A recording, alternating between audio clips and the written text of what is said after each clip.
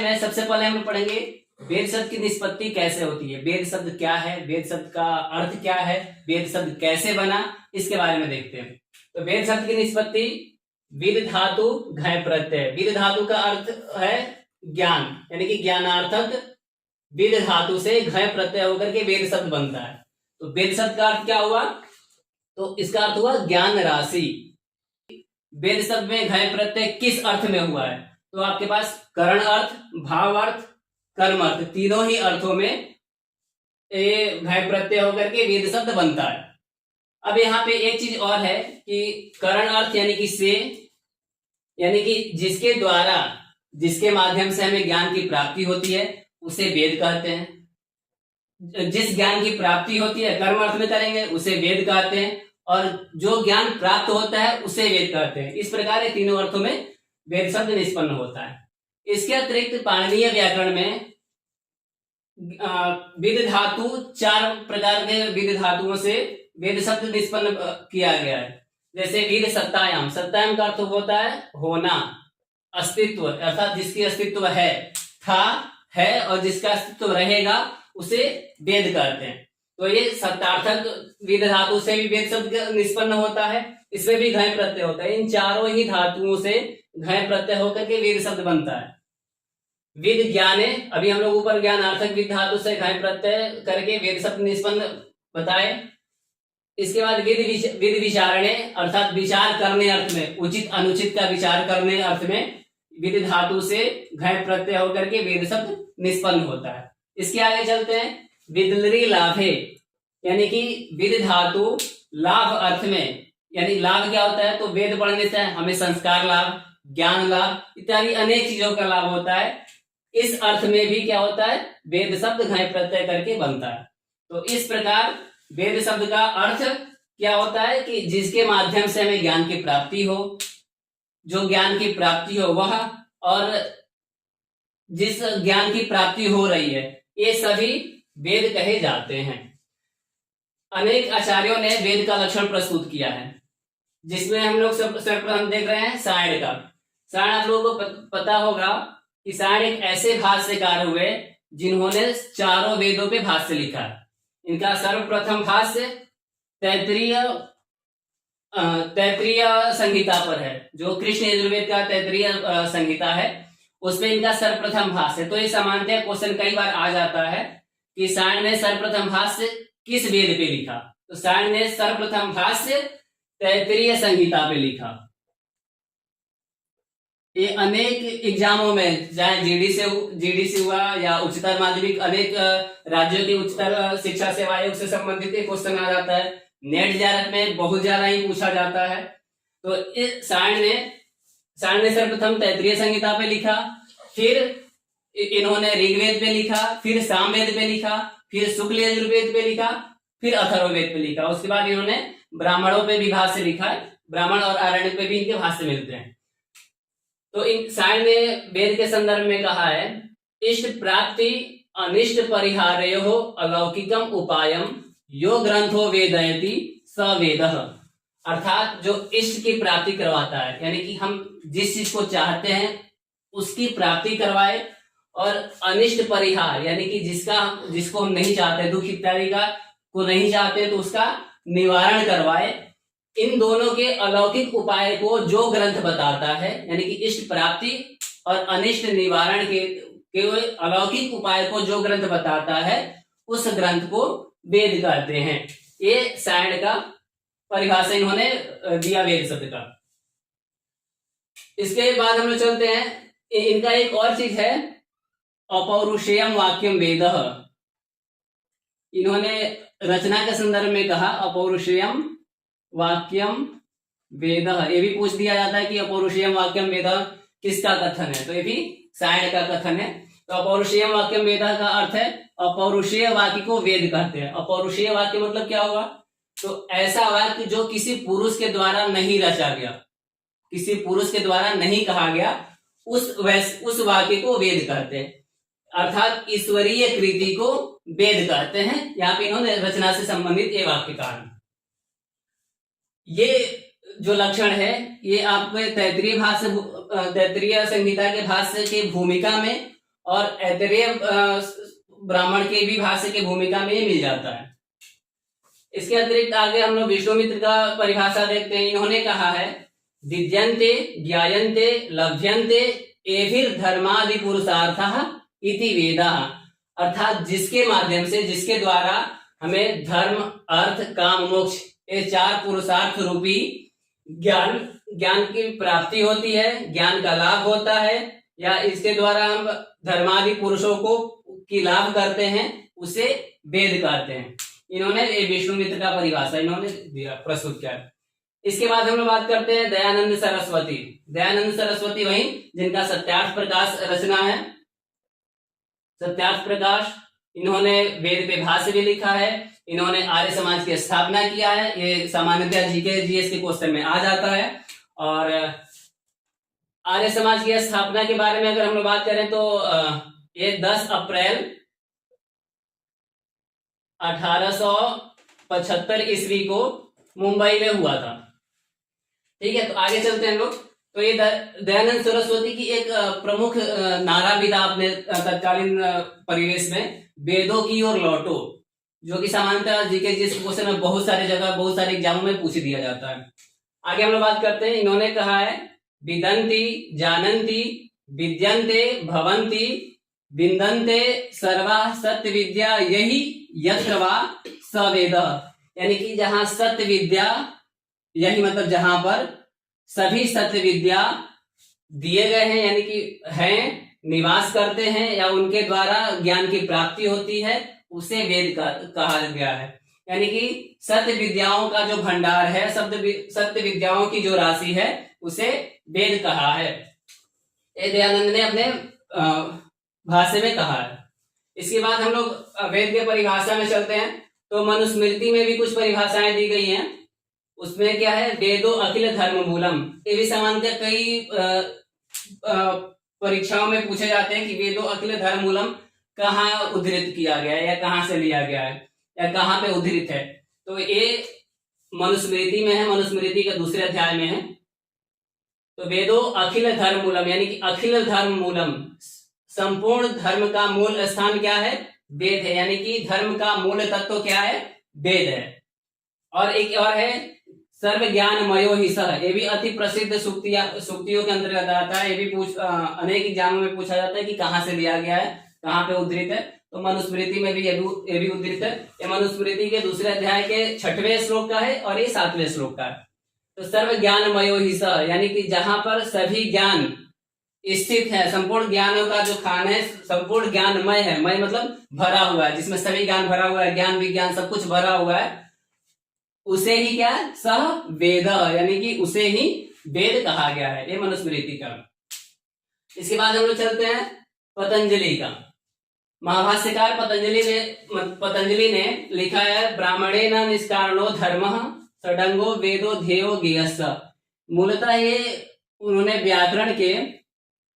व्याकरण का जब उन्होंने प्रयोजन बताया है, उसी प्रसंग में इन्होंने कहा है कि व्याकरण का मूल प्रयोजन क्या है कि वेद की रक्षा करना। तो वेद की रक्षा किस प्रकार से होगा, जब कोई भी ब्राह्मण, या ब्राह्मण का तात्पर्य कि कोई भी अध्यापक जो अध्ययन अध्यापन कराने वाला है, तो वह षडंग वेदो ध्येयो ज्ञेयः अपने 6 अंगों के साथ, यानी कि शिक्षा, कल्प, व्याकरण, निरुक्त, ज्योतिष, छंद के साथ साथ संपूर्ण वेदों का अध्ययन करे, तो ही क्या है, निष्कारणो धर्मा, तभी वह अपने पथ से भ्रष्ट नहीं होता है। अगर वह षडंगों के साथ वेद का अध्ययन नहीं करता है तो उसके सभी कर्म निष्फल हो जाते हैं, यानी कि उसका जो भी कर्म है वह उचित नहीं हो पाता है और उसका कोई फल की प्राप्ति नहीं हो पाती है।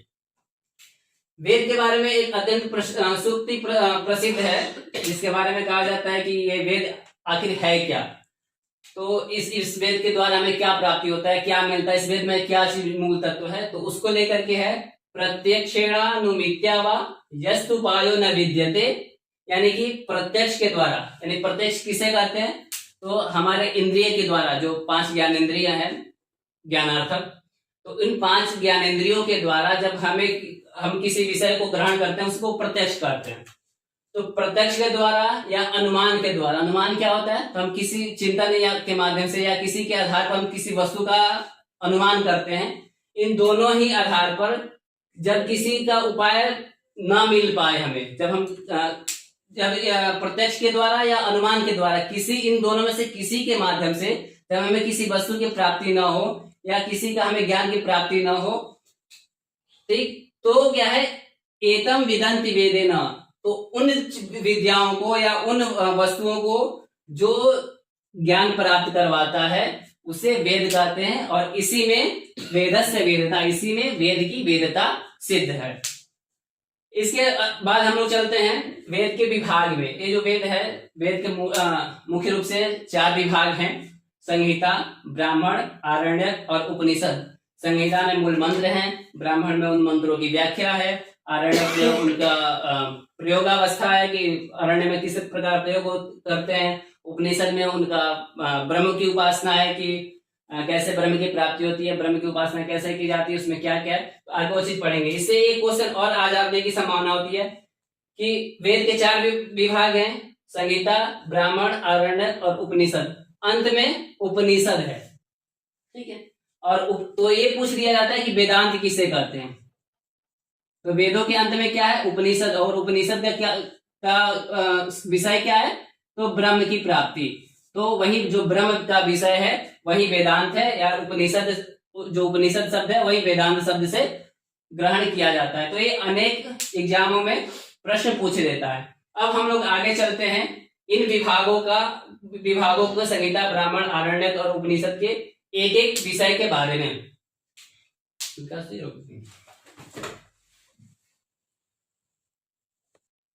हाँ, अब हम लोग बात कर रहे हैं संहिता के बारे में कि संहिता किसे कहते हैं।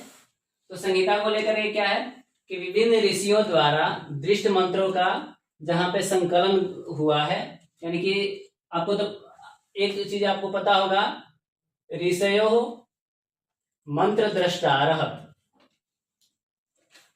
यानी कि ऋषियों ने पहले मंत्र को देखा। ऋषियों ने मंत्र को लिखा नहीं है, उन्होंने अपने तपोबल से, अपने ध्यान से मंत्रों को देखा और उन मंत्रों का फिर संकलन किया। वही जो मूल मंत्रों का संकलन भाग है, संकलन ग्रंथ है, उसे संहिता कहते हैं। अब ये संहिता क्या है? तो पाणिनीय सूत्र है एक, परसनिकर्ष संहिता। ये पाणिनि ने लिखा है, पाणिनि के अष्टाध्यायी से है। तो परसनिकर्ष संहिता है, अर्थात वर्णों के अत्यंत सन्निकटता को संहिता कहते हैं। तो वर्णों की अत्यंत सन्निकटता क्या होती है? तो जैसे क्या होता है कि 2 शब्द होता है, 2 शब्दों के बीच में संधियां होती हैं, तो 2 वर्णों के बीच में संधियां होती हैं, तो वो संधि होने के बाद वो संधि का योग तभी होता है जब उसमें संहिता रहता है। वैसे ही समास, 2 पदों के बीच जब पदों को एकत्रीकरण करते हैं तो उसे समास करते हैं। तो उस समास के बीच में भी क्या होता है? संहिता रहता है। अर्थात जहां पे संधि, समास इत्यादि का योग हो, इनके द्वारा शब्दों को मिला दिया जाए, वही मूल मंत्रों का जो भाग है वह संहिता कहा गया है। इसी शब्द को यास्क ने कहा है पद प्रकृति संहिता। ये यास्क ने निरुक्त में कहा है, ठीक है। तो पद प्रकृति संहिता, पद यानी कि सुप्तिंगंतम पदम, और प्रकृति यानी कि उनका मूल शब्द और धातु, इन दोनों का जहां योग हो, यानी कि मिलने के बाद, यानी कि संधि इत्यादि के द्वारा जहां शब्द एकत्रीकरण कर दिया गया हो, ऐसे मंत्रों का जो समूह है वह संहिता कहा गया है। ये जो संहिता है, इसके कात्यायन ने अपने प्रतिशाख में इसका एक परिभाषा देते हुए कहा है, एक पद, द्विपद, त्रिपद, चतुष्पद अथवा अनेक पदाः पादाः वर्णानाम एकः प्राणयोगः संहिता। अभी जो हम लोग बात कर रहे थे कि जहां पे 1 पद, 2 पद, 3 पद, 4 पद अथवा अनेक पद मिल करके एक पाद बन जाए, अथवा वर्णों के एक प्राण योग हो जाना, वर्णों का एक साथ मिल जाना ही क्या कहलाता है? संहिता कहा जाता है। कुल मिलाकर हम ये कह सकते हैं कि मूल मंत्रों का एकत्रीकरण जिस ग्रंथ में हुआ है उसे संहिता कहते हैं। तो सभी वेदों का अपना अपना संहिता है, अर्थात सभी संहिताओं, सभी वेदों का अपना अपना मूल मंत्र भाग जो है वही संहिता के नाम से जाना गया है। अब ये जो संहिता है इसको पढ़ने का एक तरीका है, वह पढ़ने का तरीका क्या है? तो सबसे पहले आता है संहिता पाठ। संहिता पाठ में क्या होता है कि इसमें केवल मूल मंत्रों का पाठ होता है, मूल मंत्र भाग का केवल इसमें पाठ जो जब होता है तो उसको संहिता पाठ कहते हैं। पद पाठ में क्या होता है कि वही मूल मंत्रों को जब संधि इत्यादि तोड़ करके अलग अलग पद कर दिए जाते हैं तब वह क्या होता है? पद पाठ होता है। जैसे अग्निम मंत्र है, अग्नि मिले पुरोहितम यज्ञस्य देव मृत्युजम होतारम रक्तधातमम। इसमें अग्निम, ईडे, पुरोहितम, ये सभी पदों को जब अलग अलग करके पढ़ा जाए तब उसे पद कहते हैं। और यही चीज संहिता पाठ में क्या होता है? एक में मिल जाता है। अग्नि मिडे ए ई म में मिल जाता है, पुरोहितम यज्ञ सबको एक साथ पढ़ा जाता है। तो ये संहिता पाठ और पद पाठ में भेद हुआ। आगे चलते हैं क्रम पाठ। क्रम पाठ में क्या होता है कि पद पाठ के आगे की प्रक्रिया क्रम पाठ कहा जाता है। क्रम पाठ में इसमें होता है कि अग्निम, ईडे, फिर ईडे पुरोहितम, फिर पुरोहितम यज्ञस्य, यानी कि अपने से पीछे वाले शब्द को जोड़ करके तब एक एक कदम आगे बढ़ा जाता है। इसमें यह कह सकते हैं, इसको समझने की सबसे आसान चीज ये है कि जैसे क ख, फिर ख ग, फिर ग घ, इस तरह से इसमें पढ़ा जाता है। यानी कि एक पद, दो पद, फिर यहाँ पे दूसरा पद, फिर तीसरा पद, फिर आगे तीसरा पद, फिर चौथा पद, यानी कि एक एक पद को पीछे करके फिर आगे एक पद को लेकर के पढ़ते हैं। इसके अतिरिक्त क्या है? विकृति पाठ। विकृति पाठ में क्या है कि मंत्रों को अनेक प्रकार से पढ़ा जाता है, उनको आगे पीछे करके 2-3 बार दोहरा करके, एक बार आगे एक बार पीछे करके, तो ये अनेक विकृति के द्वारा जब पढ़ा जाता है उसे विकृति पाठ कहते हैं। इन सारी चीजों का तात्पर्य क्या है? तो वेद के मूल मंत्रों का संरक्षण, जहां पे वेदों के मूल मंत्रों का जब संरक्षण की बात करते हैं कि उनमें कोई विकृतियां ना हो, कोई अशुद्धियां ना हो, इसलिए क्या है उनको ये पाठ भेद किए गए हैं उसमें। जैसे कि हमें विदित है कि वेदों को श्रुति कहते हैं। श्रुति इसलिए कहते हैं क्योंकि प्राचीन में ये एक ऋषि ने अपने शिष्यों को पढ़ाया, वह शिष्य ने सुन सुन करके उसे याद किया, फिर उन्होंने अपने शिष्यों को पढ़ाया, वह भी सुनकर याद किए। तो ये श्रुति परंपरा होने के कारण इसको वेद को श्रुति कहा जाता है। तो ये जो विकृतियां हैं, ये विकृतियां 8 है, यानी कि 8 प्रकार से इसको अलग अलग तरीकों से पढ़ा जाता है और पढ़ा जाता है, जिसके द्वारा इस वेद का के मूल मंत्रों में अभी तक कोई भी विकृतियां नहीं हुई हैं, कोई भी पाठ भेद नहीं हुआ है। यहाँ तक की बात करें कि अगर भक्तिकालीन तुलसीदास के रामचरितमानस के बारे में बात करें तो लगभग आज से 400 वर्ष पूर्व की बात करते हैं, तो उसमें तुलसीदास के रामचरितमानस में अनेक विकृतियां आ गई हैं, अनेक पाठ भेद मिल जाते हैं कि ये भी मिलता है, ये भी देखा जाता है, ये भी देखा जाता है। लेकिन हमारे वैदिक मंत्रों में आज तक कोई ऐसा पाठ भेद नहीं देखने को मिलता है कि नहीं यहाँ पे ये भी पढ़ना चाहिए, यहाँ पे ये भी पढ़ना चाहिए, ऐसा कुछ नहीं है। क्यों? क्योंकि इसका पूरा का पूरा श्रेय पाठ भेद को जाता है। जहां हम संहिता पाठ, पद पाठ, क्रम पाठ और 8 प्रकार के विकृति पाठ को लेकर के जब हम हमारे आचार्य से पढ़ते हैं और अपने शिष्यों को पढ़ाते हैं तो फिर इसमें पाठ भेद होने की संभावना ही नहीं बच जाती। आगे चलते हैं। तो ये जो 8 विकृतियां कौन कौन से हैं? जटा, माला, शिखा, रेखा, ध्वज, दंड, रथ और घन। ठीक है, जटा पाठ, माला पाठ, शिखा पाठ, रेखा पाठ, ध्वज पाठ, दंड पाठ, रथ पाठ और घन पाठ। ये जो 8 पाठ है ये अक्सर प्राय सभी एग्जामों में पीजीटी से लेकर के उच्चतर शिक्षा सेवा आयोग तक के जितने भी एग्जाम्स होते हैं उन सब में ये कॉमन क्वेश्चन है, मैक्सिमम पूछ दिया जाता है कि विकृतियों की संख्या कितनी है या कति विकृतयः सन्ति। तो यहाँ पे क्या अष्ट विकृतयः सन्ति ये प्रश्न का उत्तर होता है। तो ये 8 विकृतियां हैं। अष्टौ विकृतयः प्रोक्ता, ये 8 ही विकृतियां कही गई हैं। क्रम पूर्वा महर्षि भी, तो क्रम पूर्वक ये महर्षियों के द्वारा कही गई है। इसमें से प्रत्येक एक दूसरे से कठिन होते जाता है और सबसे कठिन होता है घन पाठ। ठीक है, फिर आगे चलते हैं हम लोग कि ये जो पाठ है, संहिता पाठ, पद पाठ, क्रम पाठ, विकृति पाठ में जटा, माला, शिखा, रेखा, ध्वज, दंड, रथ और गण, इनको पढ़ने वाला भी कोई होगा, इसके प्रारंभकर्ता भी कोई ना कोई होगा। तो इसके बाद पाठकर्ता कौन है, तो इसको लेकर के एक मधुर शिक्षा में उल्लेख है, भगवान संहिताम प्राह, यानी कि भगवान ने, यानी कि ईश्वर ने संहिता पाठ किया था, यानी कि ईश्वर के द्वारा संहिता पाठ हुआ था। पद पाठम तु रावण, रावण के द्वारा पद पाठ किया गया था। ब्रह्मभ्य ऋषि के द्वारा क्रम पाठ किया गया था। जटा पाठ जो है वो व्याडी ने इसकी रचना की थी। माला पाठ वशिष्ठ ने किया था। शिखा पाठ भृगु ऋषि ने किया था। रेखा पाठ अष्टावक्र ने किया था। विश्वामित्र ने ध्वज पाठ किया था। पराशर ऋषि ने दंड पाठ किया था और कश्यप ने रथ पाठ किया था और अत्रि मुनि ने घन पाठ किया था या घन पाठ की रचना की थी। इन्होंने इसके पाठ करता है। तो इस प्रकार क्या है, ये जो संहिता है हमारे लिए बहुत ही महत्वपूर्ण है। इनमें से अनेक प्रश्न आते हैं और इसके बाद हम लोग बात करते हैं संहिता के बाद ब्राह्मण ग्रंथों के बारे में।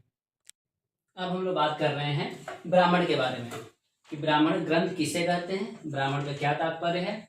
तो ब्राह्मण ग्रंथ में क्या है, वैदिक मंत्रों की व्याख्या, अर्थात वैदिक जो संहिता में मंत्र है उन मंत्रों का जो व्याख्या ग्रंथ है, अर्थात जिस ग्रंथ में वैदिक मंत्रों की व्याख्या की गई है, उन मंत्रों के विनियोग के बारे में बताया गया है, यज्ञ के क्रिया प्रक्रिया और उनके व्याख्या का वर्णन किया गया है, उस ग्रंथ को ब्राह्मण ग्रंथ कहा जाता है। शतपथ ब्राह्मण में ब्राह्मण शब्द की परिभाषा देते हुए कहा गया है ब्रह्म वै मंत्र, अर्थात मंत्रों के व्याख्या भाग को ब्राह्मण कहा गया है। मंत्रों के व्याख्या भाग को ब्राह्मण कहते हैं, यह शतपथ ब्राह्मण के अनुसार ये कहा गया है। दूसरा मीमांसा सूत्र के अनुसार उसमें से ब्राह्मण शब्द, अर्थात संहिताओं के अतिरिक्त भाग जो है, संहिताओं अर्थात मूल मंत्रों के का जो शेष भाग है, उस शेष भाग को ब्राह्मण शब्द के द्वारा अभेद किया गया है। उसके बाद आते हैं, एक और आता है मंत्र ब्राह्मणयो वेद नाम ध्येयम, अर्थात मंत्र यानी कि संहिता भाग और ब्राह्मण यानी कि व्याख्या ग्रंथ, इन दोनों के ही संयोगों को वेद कहा गया है। ये है आपस्तंभ श्रोत्र सूत्र का। आपस्तंभ श्रोत्र सूत्र में इसका उल्लेख किया गया है। इसका संख्या है 133। अब आगे चलते हैं। ब्राह्मण शब्द के ही उल्लेख में भट्टनारायण ने तैत्तिरीय संहिता के भाष्य में कहा है, ब्राह्मणम नाम कर्मणस् तन्मंत्राणाम व्याख्यान ग्रंथ, अर्थात ब्राह्मण किसे कहते हैं कि कर्मण यानी कि कर्मकांड संबंधी या यज्ञ के से संबंधित मंत्रों के व्याख्या भाग को ब्राह्मण ग्रंथ कहा जाता है। ये भट्टनारायण ने तैत्तिरीय संहिता के भाष्य में कहा है। ये अक्सर प्रश्न आ जाता है एग्जाम में कि भट्टनारायण ने किस पर भाष्य लिखा है। तो भट्टनारायण ने तैत्तिरीय संहिता पर भाष्य लिखा है। आप आसानी से, ये भी प्रश्न अति प्रसिद्ध है कि मंत्र ब्राह्मणयो वेद नाम ध्येयम कहाँ से लिया गया है या कहाँ पर उद्धृत है। तो आपस्तंभ श्रोत्र सूत्र में उद्धृत है। ये भी ब्रह्म वै मंत्र भी कहाँ से लिया गया है या कहाँ पे इसका उल्लेख है, तो शतपथ ब्राह्मण में उल्लेख है। ये भी प्रश्न अति प्रसिद्ध है और प्रायः परीक्षाओं में पूछी जाती है। आगे बात कर रहे हैं, वाचस्पति मिश्र ने वेद ब्राह्मण ग्रंथों के बारे में लिखा है, नैरुक्त्यम यस्य मंत्रस्य विनियोगः प्रयोजनम प्रतिष्ठानम विधिश्चैव ब्राह्मणम तदिहोच्यते। यानी कि ब्राह्मण कहते हैं, किसको कहते हैं, तो नैरुक्त्यम यानी कि जहां पर वैदिक शब्दों की निरुक्ति दी गई है, यस्य मंत्र से यानी कि जहां पे वैदिक मंत्रों के निरुक्ति दी गई है, यानी कि वेद में प्रयुक्त होने वाले जो शब्द है उनकी निरुक्ति दी गई है। विनियोग, उन मंत्रों का विनियोग दिया गया है कि वह मंत्र किसके लिए प्रयोग हो रहा है, किस देवता के लिए प्रयोग हो रहा है, उसके ऋषि को, उसके दृष्टा ऋषि कौन है, उसके देवता कौन है, तो विनियोग में आ जाते हैं। उन मंत्रों का प्रयोजन क्या है, उससे किस फल की प्राप्ति होती है, किसकी स्तुति कर रहे हैं इत्यादि का। प्रतिष्ठानम, प्रतिष्ठान का मतलब होता है अर्थवाद। तो अर्थवाद और विधि यानी कि उन मंत्रों का विधि क्या है, क्या क्रिया प्रक्रिया के होता है उन मंत्रों के द्वारा, ये जहां पर उल्लेखित इन चीजों का यानी कि निरुक्ति का, विनियोग का, प्रयोजन का, अर्थवाद का और विधि का जिन ग्रंथों में प्रयोग हुआ है उसी ग्रंथ को ब्राह्मण कहते हैं। और इनका प्रयोग मंत्रों के लिए किया जाता है, मंत्रों की व्याख्या के लिए किया जाता है। इसी के बाद से आगे हम लोग चलते हैं। मीमांसा सूत्र पे ही शबर स्वामी ने भाष्य लिखा है।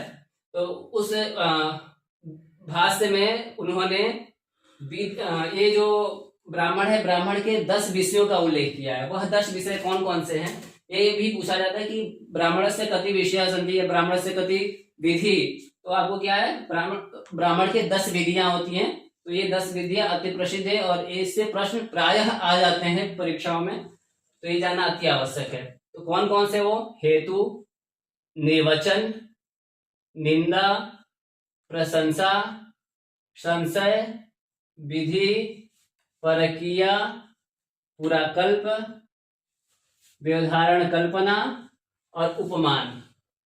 ये 10 क्या है, विधयो ब्राह्मण से, तो ब्राह्मण ग्रंथों के 10 विधियां हैं या 10 विषय हैं ये कह सकते हैं। तो ये कहाँ से लिया गया है ये पूछ दिया जाता है। तो शबर स्वामी ने इस पे भाष्य लिखा है ये मीमांसा सूत्र पे, तो ये वही से उद्धृत है। इसमें हेतु क्या है, अर्थात यज्ञ क्यों किए जाते हैं, उसका क्या कारण है, किस प्रकार से होता है इत्यादि का जहाँ पे बताया जाता है उसे वहां हेतु। निर्वचन यानी कि वैदिक शब्दों की निरुक्ति। निंदा यानी कि यज्ञ में जो कर्म विहित नहीं है, जिनका निषेध किया गया है उनकी निंदा।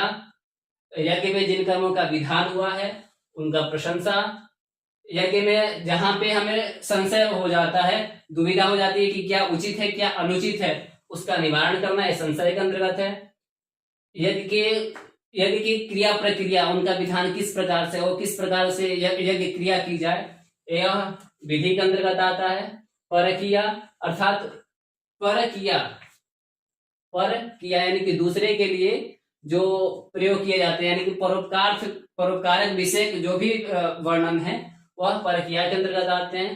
पूरा कल्प, पूरा मतलब होता है प्राचीन, कल्प मतलब होता है आख्यान या ऐतिहासिक घटना, यानी कि प्राचीन ऐतिहासिक घटनाओं को उस वैदिक यज्ञ में प्रयोग करना या उसका आख्यान करना ही क्या है, पुराकल्प है। व्यवधारण कल्पना के अंतर्गत क्या होता है कि परिस्थिति के अनुकूल कार्य करना, परिस्थिति के अनुकूल विधि का निर्माण करना ही क्या होता है, व्यवधारण कल्पना कहा जाता है। उपमान यानी कि अनेक उपमाओं के द्वारा अपने विषय की पुष्टि करना या यज्ञ की क्रियाओं की पुष्टि करना, यह उपमान के अंतर्गत दिए गए हैं। तो इस प्रकार से 10 ब्राह्मण की विधियां या 10 ब्राह्मण के विषय कहे गए हैं। तो ये प्रायः परीक्षाओं में पूछ दिए जाते हैं कि ब्राह्मण ग्रंथों के कितने विषय हैं। तो ब्राह्मण ग्रंथों के 10 विषय हैं। एक प्रश्न किसी भी एग्जाम में प्रायः आ जाता है। अब आगे चलते हैं। वहीं फिर आगे हम लोगों ने बात की कि ये ब्राह्मण ग्रंथों में मूल रूप से है क्या। तो इन ब्राह्मण ग्रंथों में मूल रूप से जो वैदिक मंत्र है उन्हीं के व्याख्या है। उन व्याख्या के संदर्भ में क्या है, निर्वचन यानी कि वैदिक शब्दों का निर्वचन, वैदिक शब्दों का विनियोग यानी कि यह मंत्र किस देवता के लिए, इसके दृष्टा ऋषि कौन है, इसका प्रयोग किस कार्य के लिए हम कर रहे हैं, इसका प्रतिष्ठान अर्थवाद और इसकी विधि यानी कि किस प्रकार से ये मंत्र इत्यादि में प्रयोग हो रहे हैं, यह ब्राह्मण ग्रंथों के अंतर्गत आता है। अब कुछ प्रश्न है जो प्रायः एग्जामों में पूछ दिए जाते हैं, उसका मैंने यहाँ पे उल्लेख किया है कि एक प्रश्न प्रायः आ जाता है कि ब्राह्मण ग्रंथ किस में है, गद्य में है, पद्य में है, गद्य पद्य दोनों में है या। तो इसमें क्या है, ब्राह्मण जितने भी ब्राह्मण ग्रंथ है सभी ब्राह्मण ग्रंथ गद्यात्मक ही है। तो आप कंफ्यूजन में नहीं रहिएगा कि पद्यात्मक, तो पद्यात्मक केवल मंत्र हैं। उसमें से भी यजुर्वेद के जो मंत्र हैं, यानी कि यजुर्वेद में कृष्ण यजुर्वेद के तैत्तिरीय के मंत्र है वह गद्यात्मक मंत्र प्राप्त होते हैं, इसलिए उसे गद्यवेद भी कहा जाता है। एक और प्रश्न आता है कि ब्राह्मण शब्द का लिंग क्या है, यानी कि ऐसे तो ब्राह्मण शब्द क्या है, पुल्लिंग है, लेकिन यहाँ पर क्या है कि ब्राह्मण शब्द नपुंसक है। इसको लेकर के एक उक्ति है, ब्राह्मणम ब्रह्म संघाते वेद भागे नपुंसकम। ब्राह्मणम ब्रह्म संघाते वेद भागे नपुंसकम, यानी कि जो ब्राह्मण शब्द है वो ब्रह्म संघात यानी कि ब्रह्म के अर्थ में और वेद के अर्थ में ग्रंथवाचक जो शब्द है वह नपुंसक लिंग में है। यह है इसका इस उल्लेख मेदिनी कोश में हुआ है। तो ये भी कभी कभी याद आता है कि ब्राह्मणम ब्रह्म संघाते वेद भागे नपुंसकम कहाँ उल्लेखित है या किसके आधार पर ब्राह्मण शब्द नपुंसक लिंग माना गया है। तो ब्राह्मण शब्द नपुंसक लिंग मेदिनी कोश के अनुसार है। एक और प्रश्न आ जाता है कि वर्तमान में ब्राह्मण ग्रंथों की संख्या कितनी है। तो वर्तमान में ब्राह्मण ग्रंथों की संख्या 16 है। ठीक है, तो इसमें जिसमें क्या है, ऋग्वेद में 2, शुक्ल यजुर्वेद के 1, कृष्ण यजुर्वेद के 1, सामवेद के 11 और अथर्ववेद के 1। इस प्रकार कुल ब्राह्मण ग्रंथों की संख्या 16 हो जाती है। एक और प्रश्न आता है एग्जाम में जो बहुत ही प्रसिद्ध है, यज्ञोपवीत का वर्णन सर्वप्रथम किस ब्राह्मण ग्रंथ में मिलता है या किस ग्रंथ में मिलता है। तो ये अगर दोनों भी प्रकार से प्रश्न पूछा जाए कि यज्ञोपवीत का वर्णन सर्वप्रथम किस ब्राह्मण ग्रंथ में मिलता है तो भी तैत्तिरीय ब्राह्मण, और यदि ये भी पूछा जाए कि ब्राह्मण यज्ञोपवीत का वर्णन सर्वप्रथम किस ग्रंथ में उल्लेख मिलता है तो भी क्या है, वेद अथवा तैत्तिरीय ब्राह्मण, ये हमारे ऑप्शन में होगा और हमें यही देना है। इसके बाद हम लोग देखेंगे ब्राह्मण के बाद आरण्यक के बारे में। तो आरण्यक में चलते हैं। अब हम लोग बात कर रहे हैं आरण्यक के बारे में कि आरण्यक किसे कहते हैं। तो आरण्यक के लिए एक शब्द है अरण्य भव आरण्यकम। अरण्य भव आरण्यकम यानी कि जो जंगल में होता है, भव मतलब होता है, तो जो जंगल में होता है उसे आरण्य कहते हैं। तो जंगल में क्या होता है, तो उस जंगल में होने वाले यानी वन में होने वाले क्या है कि अरण्य में होने वाला जो अध्ययन अध्यापन, चिंतन मनन, शास्त्रीय चर्चा और आध्यात्मिक मंत्रों का जो विवेचन ग्रंथ है उसे ही आरण्य कहते हैं। अर्थात आरण्य ग्रंथ में क्या है, अरण्य में होने वाला अध्ययन अध्यापन की प्रक्रिया, चिंतन मनन का प्रकार, शास्त्रीय चर्चा और आध्यात्मिक मंत्र विवेचन अर्थात मंत्रों के रहस्यों का उद्घाटन, मंत्रों का प्रयोगात्मक ज्ञान जो हम सामान्य लोगों के बीच में नहीं कर सकते या नहीं किया जा सकता। जैसे किसी मंत्र के प्रयोग से क्या होता है, बहुत सारे ऐसे वेद में मंत्र हैं जिनके प्रयोग से बारिश होती है, दृष्टि होती है, तो उनका हमें प्रयोग करना है। तो प्रयोग करने के लिए क्या है, हमें जैसे आज के जमाने में हमें कोई भी चीज के प्रयोग के लिए हमें लैब जाना पड़ता है, उसी प्रकार प्राचीन समय में ये लैब की तरह होते थे कि कोई भी जो मंत्र इत्यादि है उनका हम प्रयोगात्मक सब सिद्धि करते थे यानी प्रयोग करते थे। तो वह कहाँ करते थे, अरण्य में, जंगल में जाकर के। इसलिए अरण्य में प्रयोग होने के कारण उन्हें आरण्य कहा जाता था। उसी से रहस्य का उद्घाटन होता था, अर्थात उसी से पता चलता था यह मंत्र इसलिए प्रयोग होता है या इस मंत्र का प्रयोग इस अर्थ के लिए होता है, इस कार्य की सिद्धि के लिए किया जाता है। एक इसी संदर्भ में कहा जाता है अरण्य एवं पाठ्यत्वात् आरण्यकम वितेर्यते। अरण्य एवं संधि होकर के अरण्य एवं हो गया है, ये जो यावा से अ हुआ, फिर यकार का लोप होने की वजह से अरण्य एवं पाठ्यत्वात् आरण्यकम वितीयते, अर्थात जंगल में ही केवल पढ़े जाने के कारण इसे आरण्य कहा जाता है। यानी कि आरण्य को सामान्य जन समूह के बीच में नहीं पढ़ा जा सकता या सामान्य जन समूह में पढ़ने का उसका निषेध किया गया है। महर्षि सायण ने अपने तैत्तिरीय आरण्य के भाष्य में भी लिखा है अरण्य अध्ययनात् एतत् आरण्यकम वितीर्यते, अर्थात अरण्य में अध्ययन, इसका अध्ययन करने के कारण, एतत् अर्थात इसका अध्ययनात् अध्ययन के कारण इसे आरण्यक कहा जाता है। अरण्य तदधीयते यानी अरण्य में उसका अध्ययन करने के कारण अर्थात पढ़े जाने के कारण यह वाक्य आरण्यक प्रचक्षते प्रसिद्ध है या कहा गया है। तो ये सायण ने यह कहा है। इस आरण्यक में मूल रूप से है क्या, तो इसमें मूल रूप से क्या है, आत्मविद्या यानी कि आत्मा के संदर्भ में जो विद्या दी गई है, आत्मा का आकार प्रकार, आत्मा क्या है, इसका संदर्भ है। तत्व चिंतन, उस आत्मा का तत्व क्या है, ब्रह्म का तत्व क्या है, उसके संदर्भ में। प्राण विद्या के संदर्भ में। और रहस्यात्मक तत्व जो है, रहस्य का उद्घाटन जो है, वह भी आरण्यक में ही संदर्भित है, वहीं से लिया गया। महाभारत में एक आरण्यकों की महत्व को बताते हुए यह कहा गया है, जो सामान्य संस्कृत में भी अति प्रसिद्ध है, नवनीतम यथा दग्नो मलयत चंदनम यथा। अर्थात नवनीतम यथा दग्नो, जैसे दही मथने के बाद, दही जब बहुत ज्यादा मथ दिया जाता है तो उसमें से नवनीत अर्थात मक्खन घृत मिलता है। और क्या है, मलय से चंदन की प्राप्ति होती है, मलय को घिसने से हमें चंदन की प्राप्ति होती है। औषधियों में हमें अमृत की प्राप्ति होती है।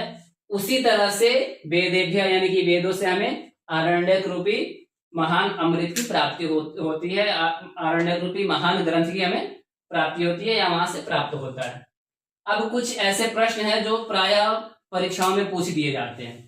वह क्या है, एक तो यह है नवनीतम यथा दग्नो मलय चंदनम यथा, कहाँ से उद्धृत है, तो यह महाभारत से लिया गया है। दूसरा क्या है कि अरण्य अध्ययनादि तक आरण्य का मृत्यु देते, कहाँ से उद्धृत है, तो ये तैत्तिरीय आरण्यक से है, सायण भाष्य के द्वारा, सायण ने इसके भाष्य लिखा, वही सायण भाष्य का ही तत्व है। एक और चीज है कि आरण्यकों को रहस्य कहा गया, उससे वीडियो हट गया था तो उसको हम लोग शॉर्ट में देख लेते हैं। तो रहस्य किसे कहा जाता है, तो रहस्य आरण्यकों को कहा जाता है, और इसका उल्लेख कहाँ है, तो गोपद ब्राह्मण में इसका उल्लेख किया गया है। और था कि श्रमण शब्द का क्या अर्थ है और इसका उल्लेख कहाँ है, तो श्रमण शब्द का अर्थ है तपस्वी, और इसका उल्लेख तैत्तिरीय आरण्यक में मिलता है। तो ये भी पूछा जाता है कि श्रमण शब्द का उल्लेख किस आरण्यक में मिलता है, या किस ग्रंथ में मिलता है, तो तैत्तिरीय आरण्यक में मिलता है।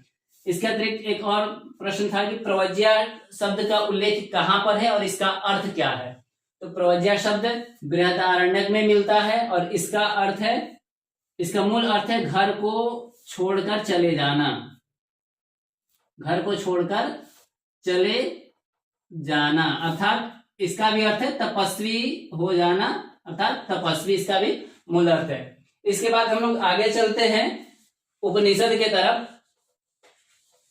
उपनिषद शब्द का क्या अर्थ है, इसको सबसे पहले हम लोग देखते हैं। तो उपनिषद का अर्थ है जो अनर्थ को नष्ट करता है, संसारिक अविद्या आदि को शिथिल करता है, तथा ब्रह्म शब्द का साक्षात्कार कराता है, उसे उपनिषद कहते हैं। अर्थात उपनिषद का 3 प्रमुख कार्य है, अनर्थ को नष्ट करना, संसारिक अविद्या आदि को शिथिल करना, और ब्रह्म का साक्षात्कार कराना, अर्थात ब्रह्म की प्राप्ति करवाना, अर्थात ब्रह्म प्राप्ति के लिए ज्ञान प्रदान करना, यह उपनिषदों का मुख्य कार्य है।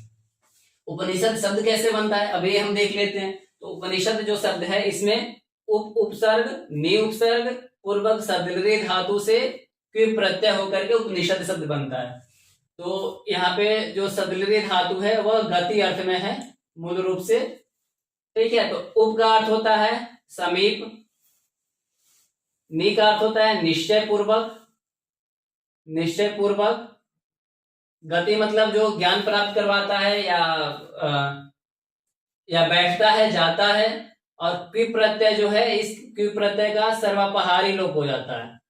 सर्वापहारी का मतलब होता है हारी, इसका मतलब होता है कि संपूर्ण क्विप प्रत्यय का लोप हो जाता है। तो इसका लोप हो जाने के कारण बच्चा क्या, उपनिषद, लृ का भी लोप हो जाता है, शब्द बन गया उपनिषद। तो और इस उपनिषद शब्द का मूल अर्थ क्या है, तो परम तत्व के समीप ले जाने वाला ज्ञान, अर्थात वह ज्ञान जो हमें परम तत्व की तरफ ले जाता है, ईश्वर की प्राप्ति करवाता है, और अर्थात ब्रह्म की प्राप्ति करवाता है, उसे उपनिषद कहते हैं। शंकराचार्य ने इसी के अर्थ के लिए कहा है कि ब्रह्म तत्व के ज्ञान के लिए गुरु के समीप सविनय बैठने को ही उपनिषद कहते हैं। अर्थात ऐसा ज्ञान जो गुरु के समीप बैठने के पश्चात हमें प्राप्त होता है, और उस ज्ञान के माध्यम से हमें ब्रह्म तत्व की प्राप्ति होती है, उसी ज्ञान को हम उपनिषद कहते हैं। शंकराचार्य ने यहाँ पे जो सदृढ़ धातु है, इसके 3 अर्थों का विवेचन किया। वह 3 अर्थ क्या क्या है? तो शबरी, विशरण, गति, अवसादनेषु। अर्थात शबरी धातु का क्या अर्थ है? विशरण, गति, अवसादन। ठीक है, यह उल्लेख किसने किया? तो शंकराचार्य ने। यह प्रश्न आ जाता है कि शबरी धातु का 3 अर्थों में उल्लेख किसने किया है? तो शंकराचार्य ने किया है। या शबरी धातु का विशरण, गति और अवसादन किसने अर्थ किया है? तो शंकराचार्य ने किया है। तो इसका क्या अर्थ है विशरण का? तो विशरण का मूल अर्थ होता है नाश होना। किसका नाश होना? तो सांसारिक अविद्या इत्यादि का नाश होना ही क्या होता है? विशरण कहा जाता है। फिर गति क्या है? तो गति मतलब होता है जाना, अर्थात जानना या प्राप्त करना। तो किसको प्राप्त करना? तो ब्रह्म की प्राप्ति होना या ब्रह्म को प्राप्त करना, ब्रह्म को जानना, ये उपनिषदों का परम गुण तत्व है। अवसादन, अवसादन क्या होता है? तो शिथिल होना। क्या, किस चीज का शिथिल होना? तो मनुष्य का दुख या उसका बंधन इत्यादि पूर्वक जो कर्म है उनका शिथिल हो जाना, यानी कि मनुष्य का दुख खत्म हो जाना, उनके जो जीवन इत्यादि से मोह है या बंधन जो है उसका शिथिल हो जाना ही क्या होता है? अवसादन है। अगर इन तीनों ही अर्थों को हम मिला दें तो उपनिषद का मूल अर्थ क्या हो जाता है? कि उपनिषद उसे कहते हैं जो संसारिक अविद्या इत्यादि का नाश कराता है, ब्रह्म की प्राप्ति करवाता है या ब्रह्म प्राप्ति के लिए ज्ञान प्रदान करता है, और मनुष्य का दुख या बंधन को शिथिल करता है या नष्ट करता है, उसे हम उपनिषद कहते हैं। इस प्रकार से उपनिषद शब्द का मूल अर्थ इन तीनों के द्वारा संपन्न हो जाता है। अब बात करते हैं शंकराचार्य के बारे में थोड़ा सा, कि शंकराचार्य ने 3 चीजों पे भाष्य लिखा है। वह 3 क्या क्या है? तो ब्रह्मसूत्र, श्रीमद् भगवद गीता और उपनिषद, ये जो 3 ग्रंथ हैं, इन्हीं तीनों ग्रंथों पे शंकराचार्य का भाष्य प्राप्त होता है। इन तीनों ग्रंथों को प्रस्थान त्रयी कहा जाता है। प्रस्थान त्रयी कहा जाता है। तो ये सामान्यतः प्रायः एग्जामों में ये पूछ दिया जाता है कि प्रस्थान त्रयी के अंतर्गत कौन कौन से ग्रंथ आते हैं। तो प्रस्थान त्रयी के अंतर्गत ब्रह्मसूत्र, गीता और उपनिषद आते हैं। ये भी पूछ दिया जाता है कि प्रस्थान त्रयी पे भाष्य किसका प्राप्त होता है? तो प्रस्थान त्रयी पे शंकराचार्य का भाष्य प्राप्त होता है। एक और भी प्रश्न आ जाता है कि प्रस्थान त्रयी पे शंकराचार्य द्वारा प्राप्त भाष्य का क्या नाम है? तो उसका नाम है शारीरक भाष्य। क्या है? शारीरक भाष्य। शारीरक भाष्य। तो ये भी पूछ देता है कि शारीरक भाष्य किस ग्रंथ पे है? तो वही बात आएगी ब्रह्मसूत्र, गीता और उपनिषद पे। तो इस प्रकार इससे संबंधित घुमा फिरा करके किसी न किसी मतलब प्रत्येक प्राय एग्जामों में पूछ दिए जाते हैं। तो इसलिए इस चीज को हमें अच्छी तरह से समझ लेना चाहिए। अब आगे चलते हैं। एक और शंकराचार्य से संबंधित प्रश्न आता है कि शंकराचार्य द्वारा कितने उपनिषदों पे भाष्य लिखा गया? शंकराचार्य ने कितने उपनिषदों पे भाष्य लिखा? तो उसका क्या है? शंकराचार्य ने 10 उपनिषदों पर भाष्य लिखा है। अब एक बात कर लेते हैं उपनिषदों के संख्या के बारे में, कि उपनिषदों की संख्या कितनी है। तो अगर प्राय ग्रंथों का हम लोग देखेंगे तो उसमें प्राप्त होता है कि उपनिषदों की संख्या 108 से लेकर के लगभग 200 तक प्राप्त होती है। लेकिन हमें अगर प्रमाणिकता के बारे में बात करें कि प्रमाणिक रूप से हमें कितने उपनिषदों की प्राप्ति होती है, तो प्रमाणिक रूप से हमें 108 उपनिषदों का ही उल्लेख प्राप्त होता है, जो कि मुक्तकोपनिषद में दिया गया है। तो मुक्तिकोपनिषद में क्या है? 108 उपनिषदों का उल्लेख है और इनके नामों का भी उल्लेख किया गया है। तो यह अगर प्रश्न आता है कि उपनिषदों की संख्या कितनी है, तो उपनिषदों की संख्या 108 है। अब कुछ प्रश्न है वो भी देख लेते हैं। शंकराचार्य द्वारा जो 10 उपनिषदों पे भाष्य लिखा गया, वह 10 उपनिषद कौन कौन से हैं? तो वह ईशावास्योपनिषद है, केनोपनिषद है, कठोपनिषद है, प्रश्नोपनिषद है, मुंडकोपनिषद है, मांडुक्योपनिषद है, तैत्तिरीयोपनिषद है, ऐतरेयोपनिषद है, छांदोग्योपनिषद है और बृहदारण्यकोपनिषद है। तो इन्हीं 10 उपनिषदों पर शंकराचार्य का भाष्य प्राप्त होता है। और इसका उल्लेख कहाँ है? तो मुक्तिकोपनिषद में इसका उल्लेख किया गया है कि शंकराचार्य ने इन्हीं 10 उपनिषदों पर भाष्य लिखा है, जो गीता प्रेस के द्वारा प्रकाशित भी है। एक और महत्वपूर्ण उपनिषदों के बारे में प्रश्न पूछा जाता है एग्जाम में कि उपनिषदों पर फारसी में अनुवाद किसने किया है? तो उपनिषदों पे सर्वप्रथम फारसी में अनुवाद दारा शिकोह का है। दारा शिकोह शाहजहां का पुत्र और औरंगजेब का अग्रज था, अर्थात बड़ा भाई था, और इसने शिर ए बाबर नाम से फारसी में अनुवाद करवाया था। फारसी में उपनिषदों का अनुवाद करवाया। ये भी प्रश्न पूछ दिया जाता है कि कितने उपनिषदों का अनुवाद करवाया, तो इसने 50 उपनिषदों का अनुवाद करवाया। एक और इससे प्रश्न आ जाता है कि शिर ए बाबर शब्द का क्या अर्थ है। तो शिर ए बाबर शब्द का अर्थ है महान रहस्य, महान रहस्य। तो ये भी एक प्रश्न बन जाता है कि शिर ए बाबर शब्द का क्या अर्थ है। महान रहस्य दारा शिकोह ने किस पर अनुवाद करवाया, तो ये 50 उपनिषदों पर अनुवाद करवाया। किस भाषा में करवाया, तो फारसी में करवाया।